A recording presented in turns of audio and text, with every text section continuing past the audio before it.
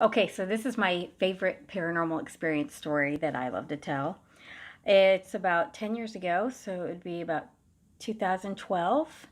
And this was in Bowling Green, Ohio, or around Bowling Green, Ohio. And I just joined this paranormal group.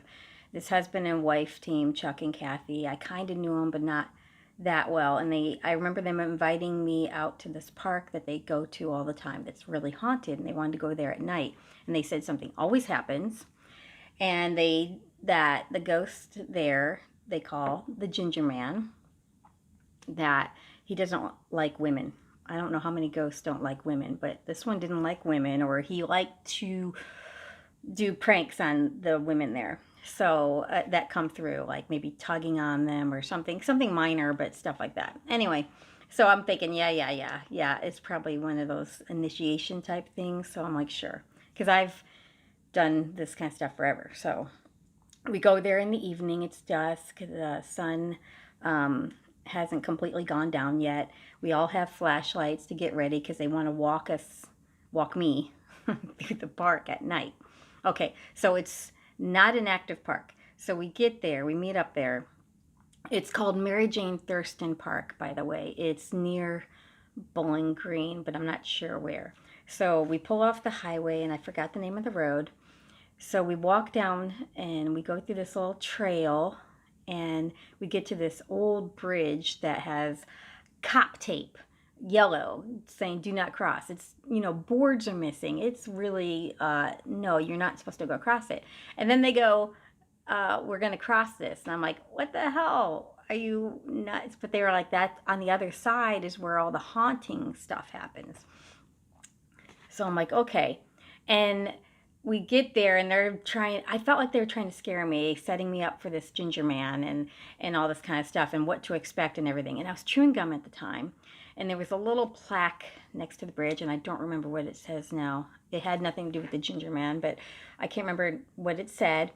And I normally am very respectful of everyone, dead or alive. I'm not somebody who's rude for no reason. So, but when they were telling me, I was like, okay, if they were telling me if you're rude to them, of course that makes sense. If somebody was rude to me, I'd be rude back, but they would do something to you. So, uncharacteristically, I spit my gum out that I was chewing and go, there, ginger man, there's your, gift, you know. And everybody's like, oh, no, oh my God, something's going to happen to you, something's going to happen to you. And I'm like, yeah, whatever. I still don't know why I did that. That's just not me. It was just really. So we crossed the bridge, and they were telling me you'll feel an energy shift. And I've felt these things before, not very often. Mansfield prison had it, but in Ohio, again. Certain places will have these, you'll feel a change in the air, like static electricity, but not static. Anyway, so I get to that part of the bridge, the middle part, and it felt like you were going through something. I know I was going through something. I felt it. It's like when you put two same side magnets together and you try to push them together, it has that feeling. I can't explain it.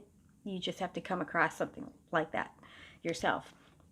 And they all felt it, and it was at the exact same spot. And I don't think it was psychosis. I don't think it was a trick of my mind, because I'm a believer, but I'm also a skeptic.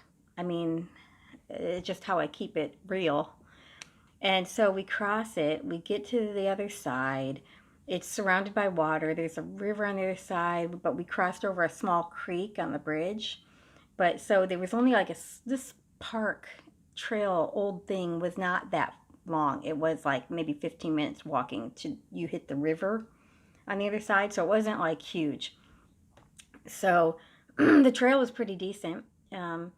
So we were just walking this normal dirt trail, just chit chatting, having a good time, getting to know each other, laughing, stuff like that. You almost forgot why you were there.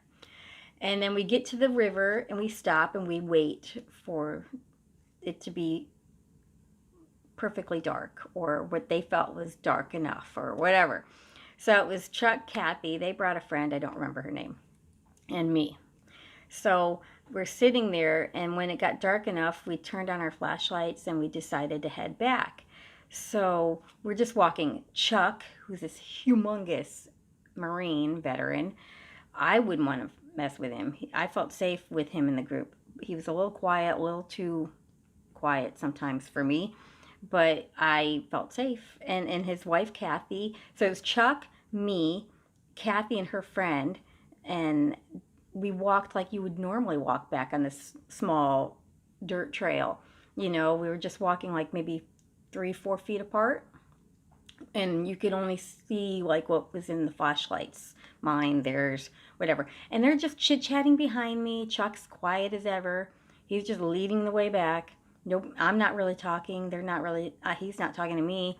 The women are just having a good old time, like the walk up, and like they just never stopped for them. So I'm just walking, and in my head, I went, "Okay, Ginger Man, if you're gonna do something now." Didn't say anything to anybody. So I felt a really weird foreboding when I did that, because you don't challenge anyone unless you're ready for it. I mean, I don't care if they're alive or dead. Don't challenge unless you're ready.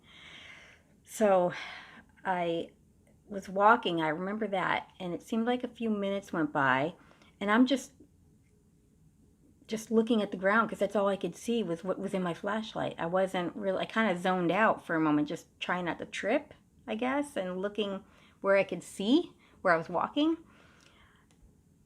And then I just remember, it seemed like a couple minutes, I'm not sure. It wasn't long. I lifted up my flashlight and Chuck was gone. It was just complete darkness. And I went, what? And I turned around and Kathy and her friend were gone. And I'm like, what?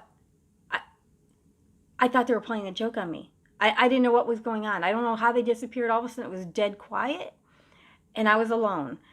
And I don't like the dark, which is weird, but I mean, I just don't. It's scary. I don't know what they did or how they did it. I thought it was like a prank. I didn't know what was going on. I was scared. I was angry. I was doing all, and I remember calling to them and nobody was answering, no noise, no nothing. And I'm like calling to them and I would walk forward a little bit, nothing. I walked backward thinking I would run into Kathy and her friend, nothing, even though they were right next to me on the trail. And if anybody's ever gone through the woods, you can't walk 2 inches without crack, crack, snap, crack, crack, unless you're a ninja or maybe a Native American with moccasins. I don't know. You make noise, especially if you can't see, and you need a flashlight to see. And there was nothing. Nothing. And so I went, well, F them. I don't need them. I'll walk back to the car myself. I mean, if they're going to be their joke to me, it's not going to be a joke. I'm not going to get scared. So I start walking, but I had this like fear, I can't explain it, going from my toes up to my head. It was like insane. Like, I guess it would be like a panic attack. I can't explain the level. Like, I was legit losing control. And I didn't even know where this fear level was coming from at first. And I'm going, it's okay. We're just in the woods. It's nothing. Blah, blah, blah. They're playing. You know, I was doing all the self-talk to calm me down. And all of a sudden, I could feel the spirits around me. I could feel them. I was surrounded. It was like people were standing in my face. Like in my face. And they wouldn't leave me. And I mean, I was surrounded on top, on the bottom, everything. It was like being in a crowd of people. I guess that you would take that as a panic attack, but I know there were people there. It wasn't my imagination of a panic attack. It was legit spirit, because I see and sense spirit. They came out of nowhere. And I'm just going, it's okay. I'm just self-talking about, get out of my face. I'm doing everything I know to do. They're just spirits. They can't hurt me. I've got angels. I've got God. Nothing can happen to me. And the more I tried to self-talk myself down, the more frightened I got. Nothing I was doing worked. And the fear level was just insane. The closest I can come to is jumping out of an airplane and standing at the door, watching people go. That level, fight or flight, die. You know, that was kind of, it was insane. I've never been that scared except for jumping out of a plane. I feared for my life in this moment. I didn't even know why. I've never been that scared of spirit or anything. So I'm walking faster and faster and faster. I look like the Warner Brothers Martian. My legs must have been going a mile a minute. And I kept thinking, why am I not at the end of this park? I should be hitting the bridge. I mean, I just knew. And all of a sudden I heard a snap next to me. And I turned the flashlight really fast. And it was this little cemetery that Chuck and Kathy had shown me on the walk up. It was just a couple like broken tombstone pieces in the woods, nowhere. Really old, really dilapidated. Of all the places for that snap to happen, I just lost it. I mean, I was on threat level 1000. I started running. I just started running as fast as I could. I didn't even care if I tripped or died. I mean, I was running so fast. And as I'm running, I see to the top, to the left, floating, never seen this before in my life, just ahead, floating, running with me, the ginger man. It was a man with red hair, red mustache, red beard, and he's just grinning at me like, I got you. I told you you were warned. I mean, I saw it. I didn't know if I was really seeing it. I was really because I'm a skeptic too, and I'm going, am I seeing this? And then it disappeared, but I was still running as fast as I could, like a lunatic. And then as I'm running, all of a sudden, way off in the distance, I see this tiny white light, and it's moving. And then I noticed because you're running, I could tell that it was a flashlight, and I could see the form, and it was Chuck, and I could see like bits and pieces of a person, as it's walking, or the outline of, like his head or his leg, and then his head, Anyway, I screamed with everything I had, Chuck! And all of a sudden I saw the light shift and change, and it turned around and pointed right at me, and I'm screaming, and I'm crying. I'm not a crier. I mean, I am not a crier. I was crying, screaming, Chuck, Chuck, Chuck. I ran up to him. This guy does not show emotion, and he doesn't talk much. And he looked confused and shocked. He didn't know what was going on with me or why. I mean, if he was an actor, he gets an Oscar, because that was the most amazing acting experience ever. Because he had no idea. He really had no idea what was going on. And I'm trying to talk to him while breathing. It's still scared. Felt safer. But what happened? And he was like, oh, I told you. I just remember him going, well, we told you this was going to happen. And he couldn't believe it and everything. And I'm like, get me the hell out of here. And he was like, okay. So he casually walks. Like, he didn't even seem that, like, he just wasn't somebody who got worked up over anything. So he's walking me out, trying to calm me down. We get to the bridge. I'm sorry, but I didn't care about Kathy and a friend. I hope they made it. I was like, just get me out of here. I feel horrible, but I was like, they're fine. I don't know where they're at, but they're fine. So we get to the bridge. We cross it. We stop at the other side to wait for Kathy and the friend. And I've never felt so effing relieved. I don't know what it was about crossing that bridge, but I've never been so relieved to cross a spot in my life. It was like those games when you're a kid. It's like, oh, I'm in the safe zone. I don't know. So I'm standing there trying to figure everything out, trying to figure out if it was a game, trying to figure out if they were pranking me, but yet, like, trying to also, like, did I experience what I experienced? I couldn't explain any of it. And I just remember Chuck talking to me. I don't remember the gist. And he did legit have to go back to the car for something. I don't remember now what it was. It wasn't to leave me alone. I just don't remember what it was, so I don't want to lie and make up that part. But he was like, stay here for Kathy and the friend so they know where we're at. And I didn't want to wuss out, so I'm like, okay. But the last thing I wanted to do was be left alone on the side of this bridge right now. But I like womaned up, and he walked back to the car that was like it was a couple minutes, but it was still way where he's not with me anymore. And I'm like freaking out. I mean, I'm literally shaking. My whole body's shaking. It was summer, and I'm shaking like I was frozen. My teeth were chattering and everything. And I'm standing there, and all of a sudden below me I hear ba-doop in the water. So to the flashlight, I went, and I'm looking around, there's nothing there. And I'm going, what the fuck? And then, oh, sorry. And then I heard badoop on the right side of me, and I look, and there's nothing there. And my brain's going, oh, it's a frog. Oh, it's an animal. It's somebody storing rocks. You know what I mean? But it kept going. It would go badoop, and as soon as I went to the left side, it would go badoop to the right side. And this went on. I could tell I was being messed with on purpose. It was a game. There's no way anybody could be that quick and that accurate with stones, or frogs being that perfectly, or animals being that perfectly accurate with their doop doop doop doop doop, because it was so perfectly like they knew exactly what they were doing in the perfect spot. I can't explain that either, but I knew. You know how you just know something?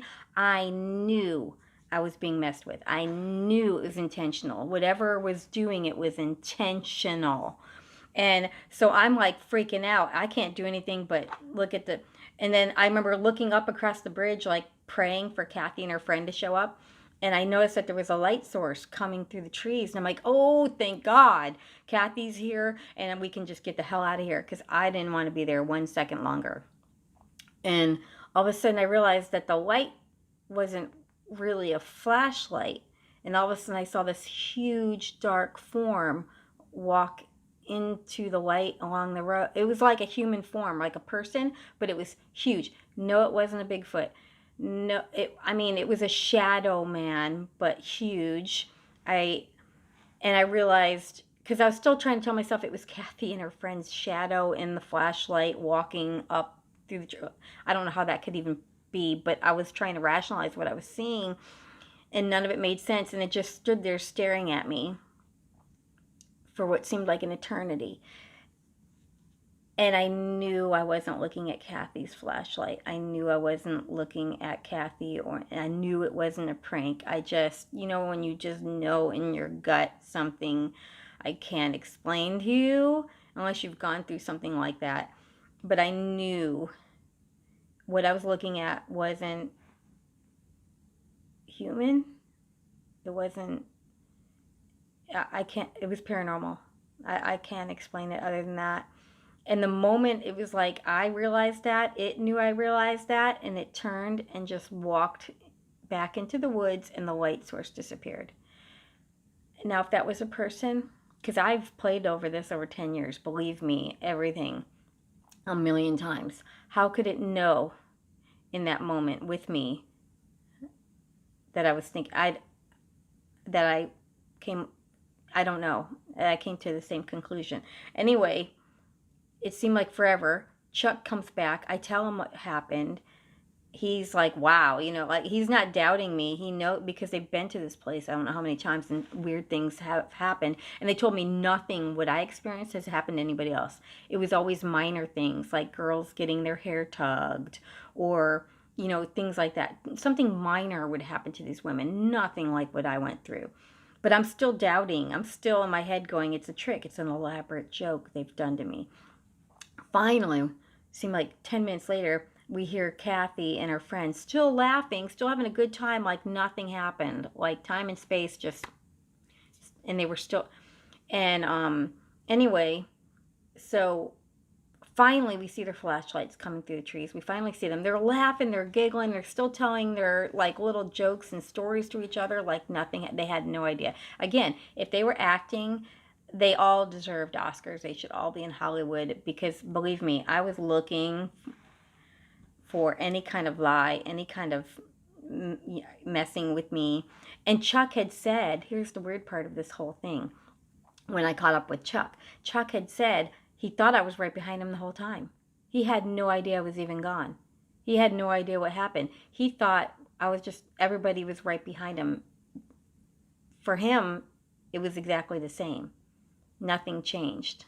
And then when Kathy and her friend came across the bridge, we met them and we explained to them what happened. And I was looking for the lie. I was looking for the game. I was looking for anything to prove that nothing of that wasn't real. It was a joke.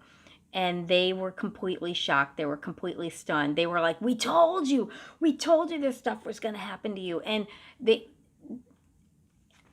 I can't explain it, because I was looking as the skeptic for something. Anyway, so we all get in our cars and we drive home. I can't believe I went back, but I went back with my husband to show him the area so he could see. I wanted some sort of proof that that the place that I was talking about existed. I have Google mapped it since, I've looked at it. Part of the area that we were at looks like it's been they're being building and developing on it, but the old bridge is still there. The bridge I crossed. I don't know what is what you can actually go and see now or what you can get to, because it looks like it's in that area is kind of in development. Maybe it was then, but I don't think so. I think this is new. So, but you can find it on the map if you go to Mary Thurston State Park in Ohio and kind of look for this little tiny creek bridge. I don't think it has the tape on it anymore, but I tell you, I feel like if it was a joke, at some point Chuck and Kathy, because I knew them for a few years after that, not once did they go, that was a joke. And I think unless it was the ultimate joke, then if it was the ultimate joke and they took it to their death, they're not dead yet, but I mean, if they're going to take it to their death, that was amazing. But you would think if it was a joke, at some point they would have said, hey, we were just messing with you, and they never did. That was the best but scariest paranormal experience I've ever had.